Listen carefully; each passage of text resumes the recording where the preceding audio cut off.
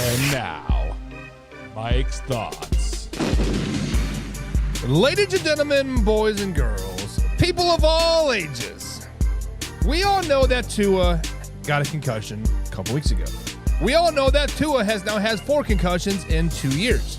We also know that Tua, right now, is on the IR. But the NFL has officially come out and said that they will not be intervening in Tua's comeback.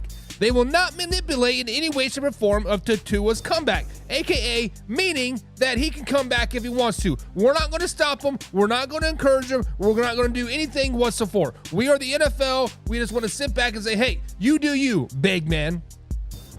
And when I said that, or like when I saw that, I should say, I was shocked that the NFL even come out and said anything. I was shocked that anybody is really talking about the Tua issue right now at all, because I think we're all kind of in an agreement that this is Tua's decision. This is not the NFL's decision. This is not my decision. This is not Coach Mike McDaniel's decision. This isn't a Miami Dolphins decision. This is a Tua Tagovailoa issue. Simple as that. If he wants to come back, let him come back. If he doesn't want to come back, it is what it is. Like, we get it. We understand. But at the end of the day, we don't need to talk about it no more. It is his decision. We all need to understand that. We all need to respect that. But at the end of the day, cue that intro. Are you ready for the best damn NFL show on the planet? Man Hour Nation, rise up. Hey, let's go. Hitting that gridiron, we going hard, we running the plays. You know the vibe, only the strong survive. Gotta keep your head in the game. Talking NFL, uncut, straight raw. Steady bringing that sauce. We about to take off. Get it hype, this man, our sport talk. Yeah. From the quarterback to the lineman, everybody bringing heat. You don't really want to try them. Hey, who gon' win? It's a battle of the giants. This show is the flyest. Nobody can deny it. This is Man Hour. Sport Talk. Man Hour. Sport Talk. What team you reppin'? We keep it interesting. Who caught another down? Who got that interception? This is Man Hour. Sport Talk. Man Hour. Sport Talk. What team you reppin'? We keep it interesting. Who caught another down? Who got that interception? Let's go. What is up, Man Hour Nation? Michael Buckeyes here with the Man Hour Show to manhourradio.com. Check out the merchandise page or check out the blog section as well. But most importantly, share this live stream with a couple friends. Share this with your mom, share this with your dad, aunt, uncle, brothers, sisters, wives, girlfriends, whatever, kids. Share this right now. So go to your Facebook page, go to your Twitter, go to True Social, whatever social media that you are out there, share this with a couple friends, because sharing is caring at the end of the day. And this is live, raw, uncut NFL talk every Monday through Friday at 2:30 East Coast time. We do got a great show for you guys today. We got Way or No Way. Rashid Rice has officially been put on the IR. Is this a big deal for the Kansas City Chiefs? Do they need to get a receiver right now? Way or no way? We'll be talking about that. We'll be talking about the relationship of Aaron Rodgers and Robert Saleh. Can they mend that relationship, or are they all good? Are they all good? The Buffalo Bills have a lot of injuries as of late. Do they have a way out this weekend? If they lose this weekend, do they got an out? And of course, we got to talk about the mighty Atlanta Falcons.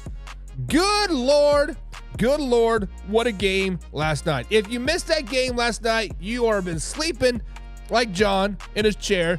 But what a game last night. We'll be talking about that as well. Before we get too carried away, we got to welcome some people in the chat. We got to welcome Laura Hedrick in the chat. She says, good afternoon. Good afternoon to well as Laura. Hope you're being safe down there in beautiful Oklahoma City, hoping a grand old day, and always bringing that smile. Because smile might save somebody's day. Smile, smile, smile. We got John Pebbles in the chat as well. He says, how about that finish to that game? Listen, it was a great game, John. And to be honest, I am surprised you stayed up that late, because I think the game got done like 11:15 or 11:30. I'm sitting in my chair. I'm awake. And you being like 65 years old, I don't know how you stayed up that late, John, but hey, it was a great finish to the game. And Laura says, it was a good game in overtime. It was. And then we got Legacy Moral says, I love your channel, but please stop making jokes about suicidal victims and using the N-word. Stop being homophobic. Clearly, you have no idea what you're talking about, Legacy. But I saw that comment. I had to bring it up. And guys, clearly, I don't use the N-word. We don't condone suicide or whatever like that. Like, get out of here, that little spammer bot crap. Well, it is. And says, Laura says, nope, LOL, they can take a seat for this year. I asked followers, are you worried about Kansas City Chiefs? And Laura says, nope, they can take a seat this year. Make room for the Vikings, she says. John says, nah, Taylor's rep is going to do it for us. And John says, talk your shit. I will talk my shit. All day, every day. Roll all day, every day. All day, every day. But guys, we do got a great show for you lined up for you today. And we got to talk about the mighty Atlanta Falcons. We have to talk about the Atlanta Falcons. First things first, where did they come from? Now, I understand that the Atlanta Falcons had a lot of pieces. They had Kyle Pitts, they had Drake London, drafted B.J. Robinson last season, right? And they have a lot of pieces out there. And I was one of them, and I've kind of been overlooking the Falcons to be honest. I didn't think Kirk Cousins was a guy for the job. I thought they paid for him. I thought that the Falcons were just doing all this movement for another third place seating in their division. But after an epic fourth quarter comeback and an overtime victory, do we have to start saying, are we overlooking the Atlanta Falcons? Have we been overlooking the Atlanta Falcons the first 4 or 5 weeks of this season? As you guys know, right now, the Falcons are now 3-2 on the seasons. They have wins over the Philadelphia Eagles week 2, 22-21, which started the Eagles' downfall, self-imploding, let's just be honest. They beat the Saints 2 weeks ago on a game-winning field goal, 26-24. That's a division game. Keep that in mind. Big division win. And then, of course, they beat the Bucs last night, and a game-winning touchdown in overtime also is a division game. I bring up the division game because the Falcons are now up 2 games in that division with wins over the Saints and the Bucs. Going to matter a lot when it comes to week 16, 17, 8, and 18 and beyond. Kirk Cousins finally showed up in primetime. Kirk Cousins played out of his freaking mind last night. Yesterday, we talked about primetime Kirk Cousins. I was dogging him. Primetime Kirk Cousins says he's 7-22. He's this, and this. Primetime Kirk, who? Primetime Kirk Cousins showed up and balled last night. And Kirk Cousins is getting better each and every week as well. He's getting more comfortable in the offense. He's getting more comfortable with the receivers. He's getting more comfortable with his repaired Achilles. Week 1 versus the Steelers, 155 yards in the air. Week number 2, 241 yards in the air versus the Eagles, 230 versus the Chiefs, 238 versus Saints, and 509 last night versus the Tampa Bay Buccaneers. Not only are they passing the ball, they are running the ball really, really well as well. The rushing game is clicking. Bijan Robinson averaging 4.3 yards per carry. Aguilar averaging 5.4 yards per carry. The offense is looking like it cannot be stopped as well. The weakness, air quotes there, for the Falcons right now is the defense. They have a couple holes that like they can fill, but the season's still young. They also added some players late during preseason, and sometimes it takes those players to get time to get adjusted and acquainted and know their role in the new system. I'm referring to Matthew Judon and Simmons. They both got added the last week of the preseason. So when we bring all that up, when we bring the stats out, when we look at it, guys, have we been overlooking the Atlanta Falcons? And I personally have to say, yes, I was overlooking the Atlanta Falcons. I am eating crow on the Atlanta Falcons right now. However, I am not ready to crown them NFC South champions. I'm not ready to crown them wild card playoff win. I'm not even ready to crown them above 500 team. Because even though they do have wins over the Saints, Bucs, and Eagles, really, really good wins actually in hindsight.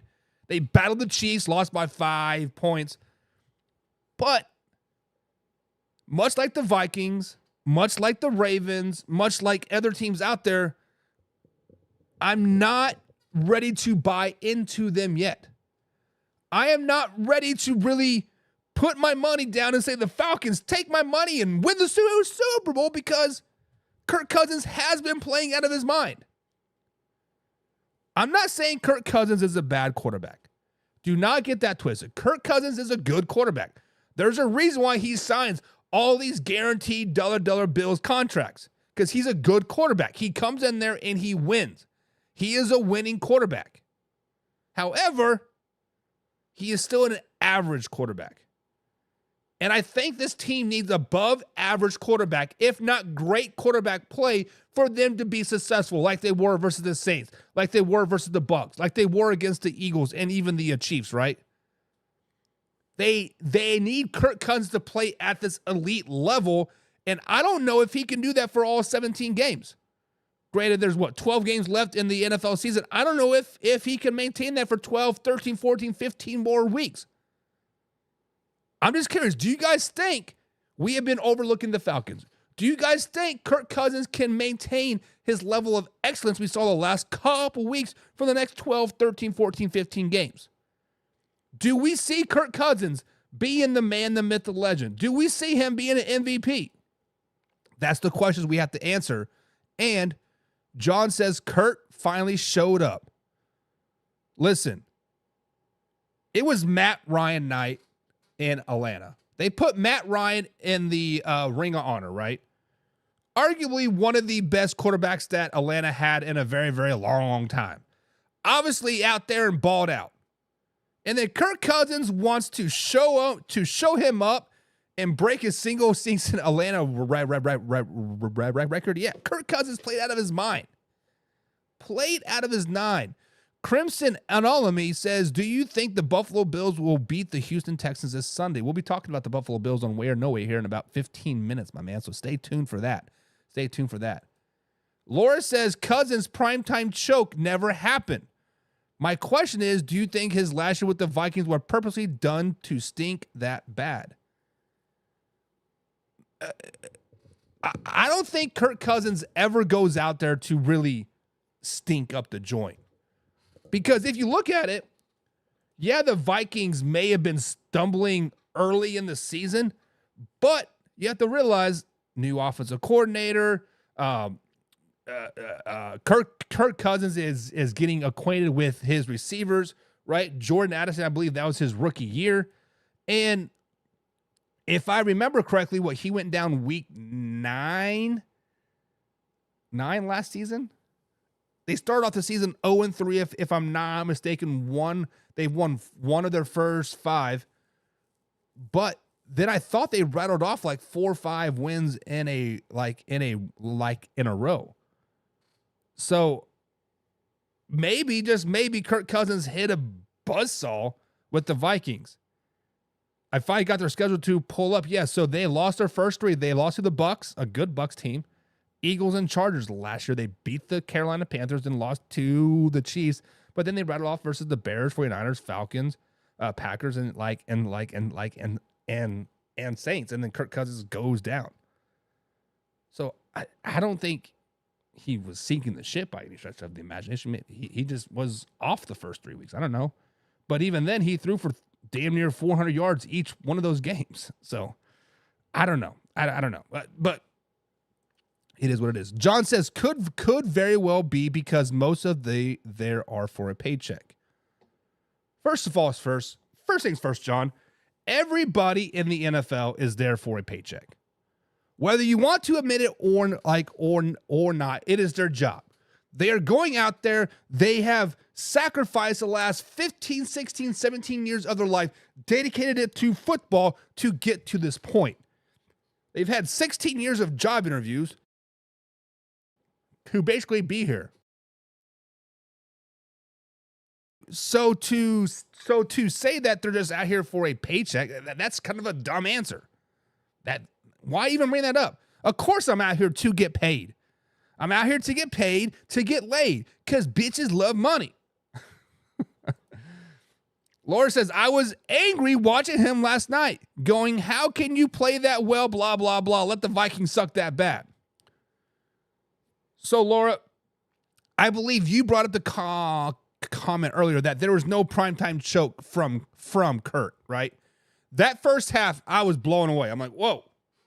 Okay, Kirk Cousins, you come out to play. Show me those da-da-da-da Bills, yo. You come out to ball. But in the back of my head, I'm sitting here back and like, you know what? He is going to falter. He's going to throw that big interception, which he did. He's going to fumble the ball. I'm waiting for Kirk Cousins to fail. And last night, it actually did not happen until late in the fourth quarter when he did throw that interception to David, the linebacker, like 15 years in the league. And I thought the game was over, but Todd Bowles gave that game away. We can talk about that like if you want, but Kirk Cousins really only made one big mistake all night, and that was a 4th and 15 call, which he had to make that play, right? If you don't make that pass, you are getting sacked, and you're definitely losing like the game, right? So, Kirk Cousins did play a great game last night. John says, I haven't, but they lost games they should have won. So John is saying that, yeah, the Falcons are playing well. He has not been sleeping on them, but they've lost games that they should have won. So John is saying they should have beat the Steelers week 1, lost 18-10. No, I just think the Steelers come out and play a really, really good game. He's saying they should have beat the Chiefs. You and 15 other people say that, right? But the fact of the matter is that they didn't. But they're 3-2. They're in first place and no MVP. Kirk Cousins is no MVP. Laura says, I have no comment on Cousins. I'm still a bit salty. As a Vikings fan, I would be, right? I would be. We got Matt Henry in the chat. What is up, Matt? Hope you're having a good old day, Matt. I'm glad you are here. Haven't seen you for a while. I'm glad you are here. And James Frank said it's weird seeing Kirk win on primetime TV. You know, James, I said the same thing, right? I was waiting for Kirk to fail. I was like I was waiting for the wheels to come off, whatever analogy that you want to use. But at the end of the day, when they brought up that stat, I believe who was the color commentators? Kurt Herbstreit, right? Kirk Cousins has 30 game-winning drives. 30. Well, now 31.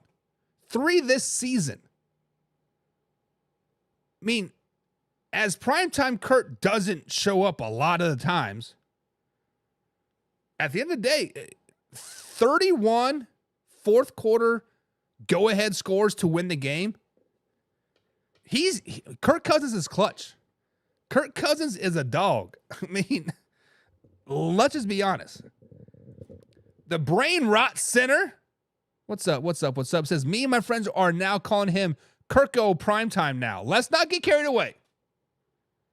My Brain Rot Center. Let's not get carried away. He is still 8-22 in primetime games. He did play out of his mind. I get it. But it's Thursday night game. You are going to see a basic-ass defense from the Tampa Bay Buccaneers. Let's just be honest. Of course, the Falcons played a basic-ass defense too, right? The Buccaneers also had both of their starting safeties out, along with a linebacker.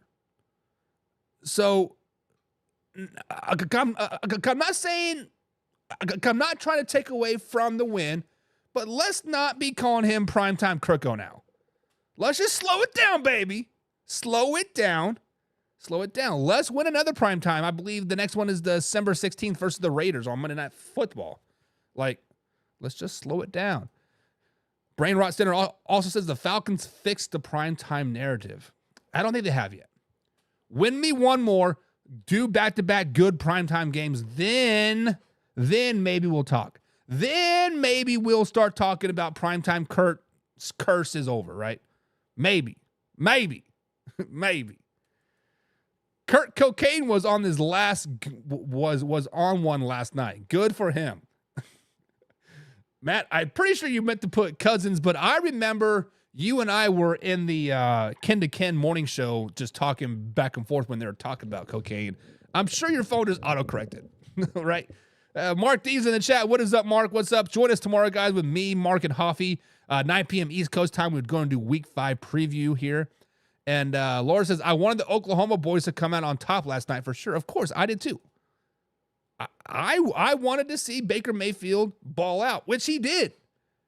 Which people in the comments are like saying like, oh, Baker Mayfield's a bum. You were dogging Lamar for losing. Why aren't you dogging Baker Mayfield for losing?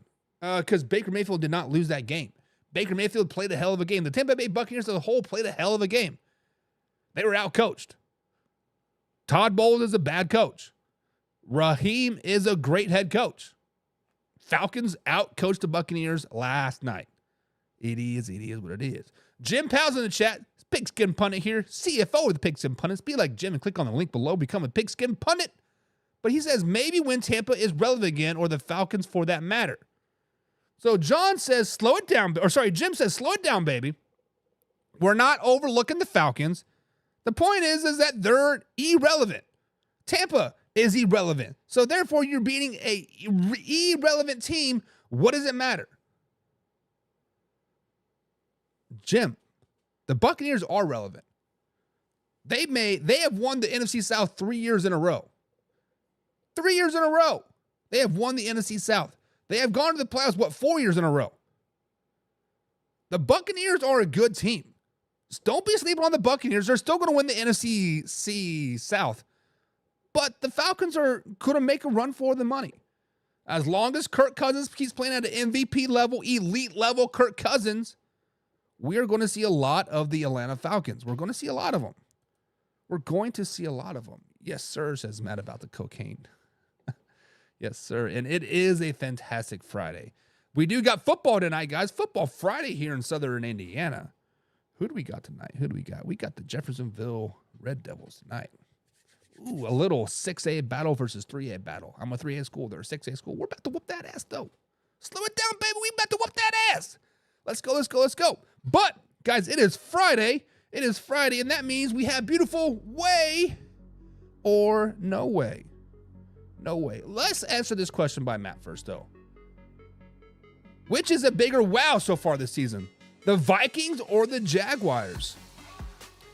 The bigger wow from this season, the Vikings or the Jaguars? I have to say the Vikings, Matt. I have to say the Vikings because I had Mike Reeves on here back in July. We talked about the Minnesota Vikings. He is a diehard Vikings fan. He bleeds purple through and through. Purple and gold runs through his body. You look once, you can smell the purple coming off of him. He's such a Skull Nation fan there. And he even said it. 6-7 wins tops for us. We are a decent team, but we're not there yet, right? We're not ready to win. Me too. I had them about 8 or 9 wins, right? I thought they were going to be an average team. I actually thought that Sam Darnold was going to be sat by bye week, which is week 13. I thought J.J. McCarthy was going to come in and kind of get some 4 or 5 wins for them to end the season. So, I mean, obviously the Jaguars being 0-4 is kind of a surprising, but not like the Vikings, right? So if you say who's the bigger wow, it's got to be the Vikings. 4-0. Wow. You have half of your win total that we expected you in the first 4 weeks. You still have 12 more weeks to go. The Jaguars are just a sinking ship. They've been sinking ship since last Thanksgiving. Trevor Lawrence it's almost been a year since Trevor Lawrence has won a game. I'm just saying. Lawrence says Vikings. But guys, it is Friday. It is beautiful way or no way. We've been scouring the old interwebs. I've been doing my trolling like I always do, because I like to troll. With that being said, we have questions out there and we want to agree or disagree. Way means we agree. Yes, something is wrong with this statement. I agree with it. Buck, you were spot on, or no way. Slow it down, baby. Let's figure it out. So guys, play along in the comments below. Beautiful way or no way. First up here, The Kansas City Chiefs. Yeah, I know. The Kansas City Chiefs. But the Kansas City Chiefs have officially put Rashee Rice on IR. So he will be out a minimum of 4 weeks. They have yet to come out of what is really wrong with Rashee Rice. We obviously know it's his knee. It was a very, very ugly knee injury, but they have yet to come out and say it's a torn ACL or whatever it was. They're keeping it very hush-hush, which is weird, but it is what it is. So with Rashee Rice officially being put on IR, way or no way, is this a huge loss for the Kansas City Chiefs? Guys, anytime you lose your number one receiver, it is a huge loss. No matter who you are, whether you're the Buffalo Bills, the Baltimore Ravens, the 49ers, the Seahawks, the Kansas City Chiefs, anytime you lose your number one receiver, it's going to suck. It's going to be a huge loss, no matter who you are. But Rashee Rice hits a little bit different. It hits a little bit different because so far this season, Rashee Rice clearly is the Kansas City Chiefs' number one receiver. He had 288 yards despite not playing most of Week 4 game. He had 103 yards versus the Ravens opening night, 75 yards versus the Bengals Week 2, 110 yards versus in the win over the Falcons come Week 3. And when you look at Rashee Rice last season, his stats are not going to blow you away because he didn't really blow up until that first meeting with the Las Vegas Raiders. I believe it was like Thanksgiving weekend when he started his blow up. He started to make his name in 2023 was his first 100-yard games versus Las Vegas Raiders. The last 6 games of the season of 2023, he had 512 yards receiving. Total that season, he had 138 yards. He quickly became Patrick Mahomes' number one target late in the season after not having a number one target all of the first 12, 13 weeks of the season. He continued his blow-up in the postseason. 130 yards in the game, in the wild card game versus the Miami Dolphins. The rest of the playoffs, he was kind of held in check versus the Bills, versus the Ravens, versus the 49ers. He didn't even break 50 yards, but when you're consistently doubled and triple team, it is hard to eat. The rest of the team eats. So with that being said, guys, way or no way is Rashee Rice being put on IR a big loss. This is the 100% way. This is a 100% way. Not because of the fact that he is a number one receiver. It's the fact that when you look at the Kansas City Chiefs receiving room, yes, they still got Xavier Worthy. Yes, they still got Justin Watson. Yes, they still got Juju, Travis Kelce, McCall Hardman, and Sky Moore. But that's all they got. That depth in the receiving room is quickly shrinking. Hollywood Brown has been said he won't be playing at all this season unless the Chiefs make the postseason. Jaron Cakron, he is on like IR. He was a undrafted free agent with a lot of promise from Villanova, I do believe. And then, of course, that Rashee Rice on IR as well. So when you look at the Chiefs roster right now, they only have 5 active receivers on that roster. 5 active receivers with Travis Kelce and a tight end Gray. Guys, this is a huge loss. This is 100% way. This is 100% way that it is a huge loss for the Kansas City Chiefs. So, guys, way or no way in the comments below, let me know. Is putting Rashee Rice on IR a huge loss for the Kansas City Chiefs? Jim Powell says no way. No way, says Jim. But he's like, oh, wait. What was the question? Yeah, no way. No way because the Chiefs still have Patrick Mahomes, or no way because you just want the Kansas City Chiefs to fail. That's basically what it comes down to. Is that your haterism coming out, or is that your realistic mind's like, no, they still got Patrick Mahomes, they'll be okay? Laura says no way. The Kansas Chiefs will be just fine, says Laura. No way. And she says one guy does not make up the whole team. As you are correct, Laura. One guy does not make up that whole team, but one guy does open up Juju. One guy does open up Sky Moore. One guy does open up McCole Hardman. One guy does bring that safety over to him and let Travis Kelce play the middle of the field. One guy does not make the team, but one guy opens up the field for 5 other guys. Matt Henry says yes way. This is 100% way, says Matt. And then he says Devontae Adams to Kansas City. We've been talking about this all week, and it makes sense. And as a Chiefs fan, I would love it. John and Jim would hate it. Actually, Jim would love it. He just wants Devontae Adams out of town 100%. It doesn't matter who he goes to. But if I'm the Kansas City Chiefs, I would be in Mark Davis's ear right now. Hey, man, we'll give you a first-round pick. We'll give you Carson Steele. We'll give you a defense of a guy too. We just need some depth. we just need some depth. James Chambers in the chat. What's up, James? Hope you having a grand old day, man. He says, wait. Not just wait, but wait. Kansas City Chiefs need to replace Rashee Rice, and they're in a world of hurt without Rashee Rice right now. And John says, yeah, it's haterism. F those Chiefs, he says.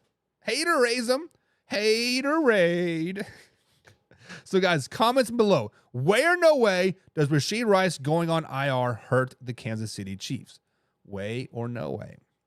Next up on this beautiful way or no way, Friday edition, October 4th, 3 o'clock here on the East Coast time. This is Man Hour NFL Talk. We are live every Monday through Friday, 2:30 East Coast time. East Coast time. With that being said, hang on. Matt Henry says, let's go, Will Howard.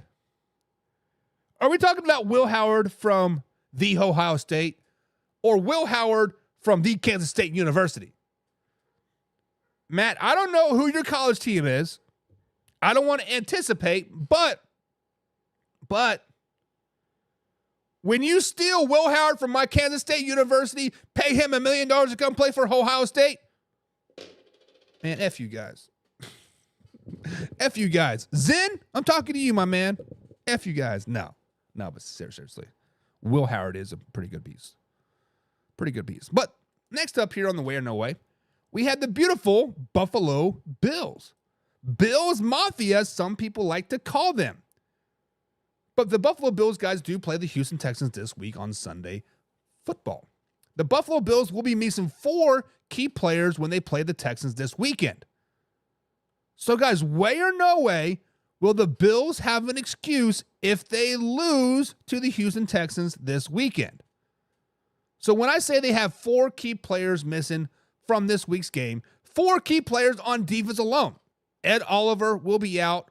Austin Johnson will be out. Taylor Rapp will be out. And Von Miller will be out as well with his 4-game suspension. 4 of your 11 starters on defense will be out this weekend versus the Houston Texans. Also, Kalia Shazir, I don't know how you say his name, the starting receiver, number 10, is out as well. Basically, the guy that was there to basically take Stephon Diggs' spot. Many people have deemed this as a revenge game for Stephon Diggs. Redeem game. Come out there and ball out, my man. Show it the Buffalo Bills what you are missing. On the other hand, the Houston Texans have a lot of question marks of their own. A lot of questionable players coming into this week.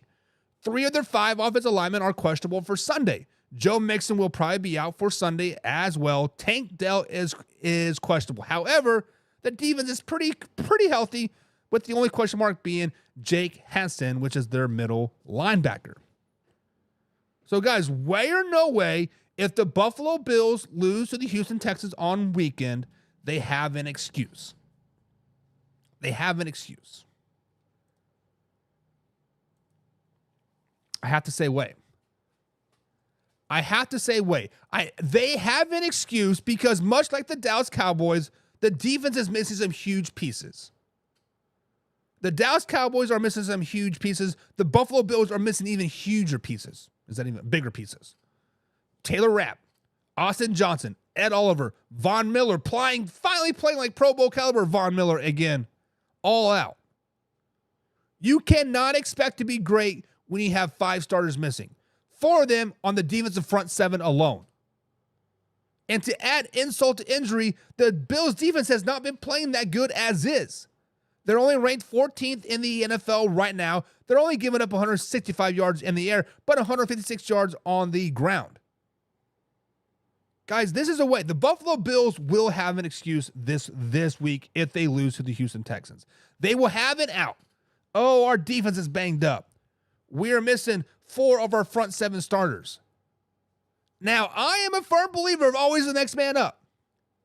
We have been talking about it. Next man up, next man up, next man up. But the media is going to portray this as, oh, the Buffalo Bills weren't 100%. The media is going to portray this, oh, Von Miller is a huge, huge loss. Ed Oliver is a huge loss. The media is going to play this like, oh, Josh Allen didn't have anybody to throw to. The point of the matter is that the Buffalo Bills will have an excuse. Guys, so with that being said, way or no way, do the Buffalo Bills have an excuse if they lose to the Houston Texans on Sunday? James says no. Allen is a one-man wrecking crew. Star right there. So James is saying, correct me if I'm wrong, James, but you are a Buffalo Bills fan. I sometimes I get you all kind of convoluted there. But James says no matter who the Buffalo Bills are missing, they could be missing James Cook. They could be missing Von Miller, Ed Oliver, Sean McDermott. It doesn't matter. You got Joe Brady. You got Josh Allen. Come get us if you can. Oh, wait, you can't. Because John freaking Allen is the man. Laura says, can I choose both way and no way? You can. But give me a reason why, Laura. I will let you waffle around the answer because you are an everydayer here, just like Laura, just like Jim, just like John. You are an everywhere. So I'll give you an outlier. I'll give you a chance to waffle. Waffle around that answer 100%. James says Von Miller was playing like that because he was on the juice. Could be. Could be. And Matt says, hell no way. It's the NFL. Next man up, baby. And Matt, I would agree with you. But 4 of your front 7 out, that's tough, baby. That is tough. And your defense is already not performing as is. They got to have it out. They got to have it out. So, guys, in the comments below, where no way, the Buffalo Bills have 5 injuries, 5 key injuries on the defensive side of the ball. If they lose to the Texans this week, will they have it out? Way or no way? Let me know in the comments below. And James says, hell no, I'm not a Buffalo Bills fan. I hate the Bills. He says, fins up, fins up, fins up. Go Fins, says James. My bad. That's right, James reminds me. Go Fins, working and living in Nashville, right? We're going to have to go to a Miami Nashville game. I guess that game's already passed, isn't it? But yeah, we'll have to get it. James, we'll have to go get a game. Matt also says it's tough, but it's the NFL. No excuses up in here, says Matt. No excuses. Make it happen, baby. Make it happen, baby.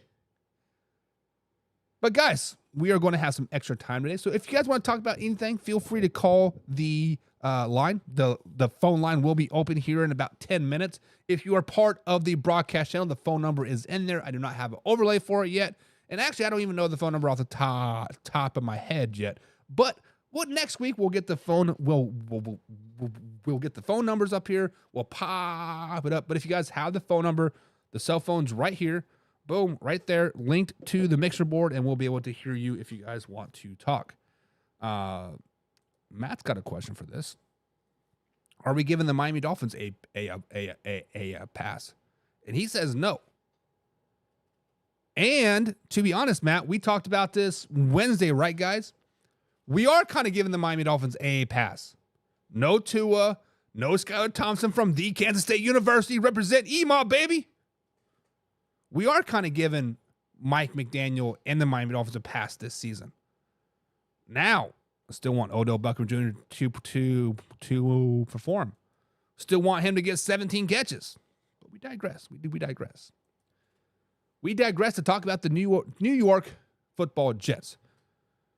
Aaron Rodgers officially addressed the media overseas today, and he was asked about Robert Saleh. He was asked about their relationship between Aaron Rodgers and Robert Saleh. And Aaron Rodgers said, and I quote, "We are good friends. We are in a good place."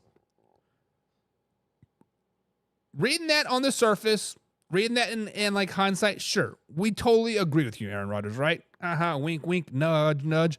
But guys, we got to ask the question, way or no way, is there an issue in New York between Aaron Rodgers and Robert Saleh? Is there an issue? Is there some butting of some heads?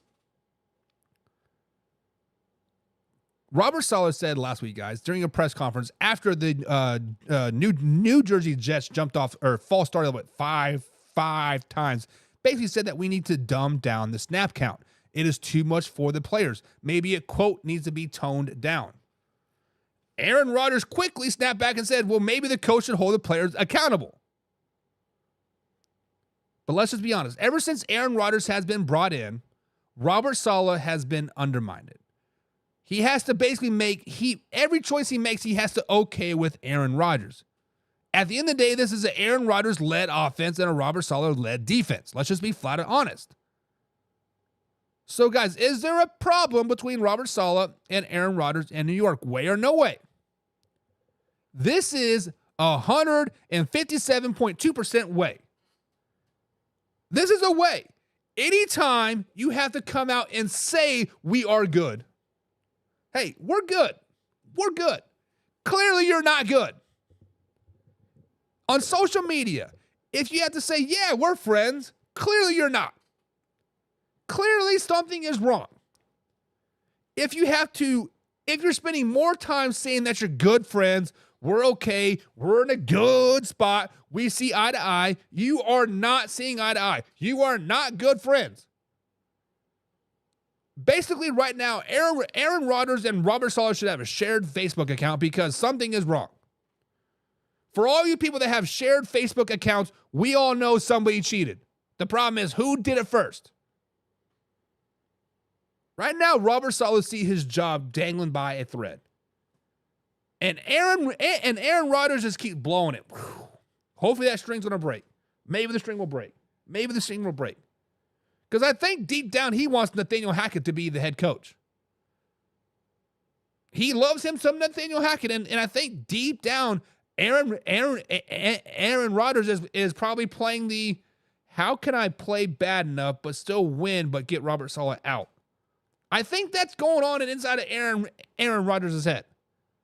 I really truly think it is. But yes, there is a problem in New York between Robert Saleh and Aaron Rodgers.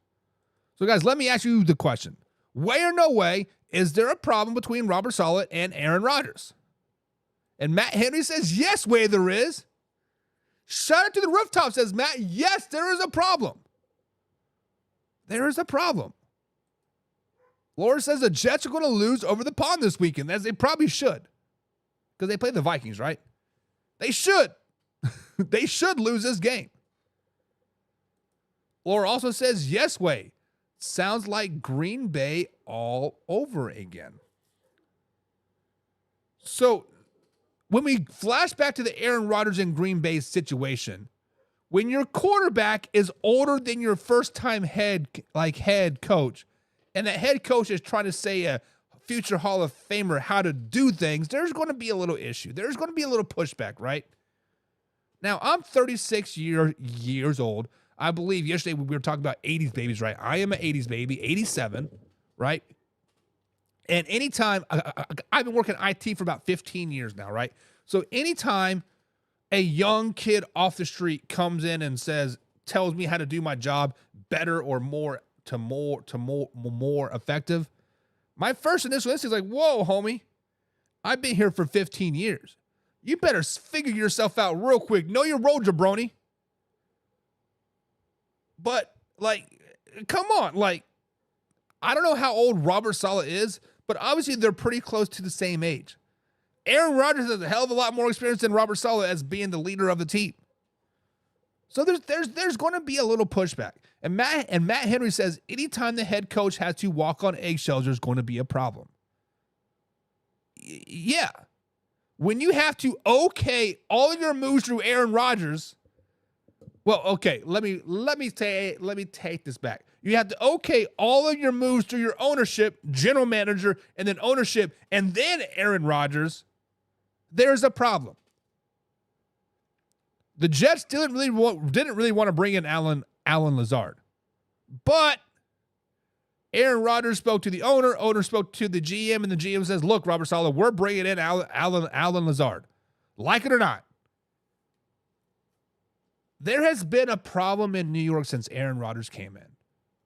The way he was brought in, the way he allegedly demanded to have this is his team that he wants. And then you go down and Robert Saleh shuffles it because it's an Aaron Rodgers built team, not a Robert built team. I don't know. There's definitely an issue. But guys, in the comments below, way or no way, is there a problem between Aaron Rodgers and Robert Saleh? I'm saying way. 100% way. Laura says, early 80 babies here. My wife's an early 80s baby. My wife's old as balls.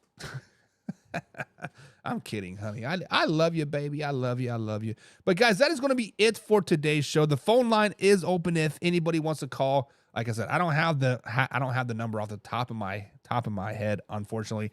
We'll be better prepared on Monday. Give me the weekend to sort some things out here. But most importantly, guys, tomorrow at 9 p.m. East Coast time, not a.m., 9 p.m. East Coast time, we got Hoffy, we got Mark D, and myself doing a Week 5 NFL pregame show. Hoffy and Mark D will be breaking down all 11 games that is happening on Sunday. We'll give you 3 keys of which of way each team can win. If you guys are curious of tuning that out, checking that out, tuning into that, whatever, 9 p.m. East Coast time right here on Facebook.com and, of course, YouTube.com as well. And I will clip every little section. So if you just want to see what your game is, bada bing, bada boom, click on your game, listen to the 6 minute clip, and you'll get the keys to victory of the game. But that is it, guys. Friday is here. The week has been great. Tune in to tomorrow, 9 p.m. East Coast time. I got to get ready for football Friday. Until Monday, or till tomorrow, back on Monday, we out.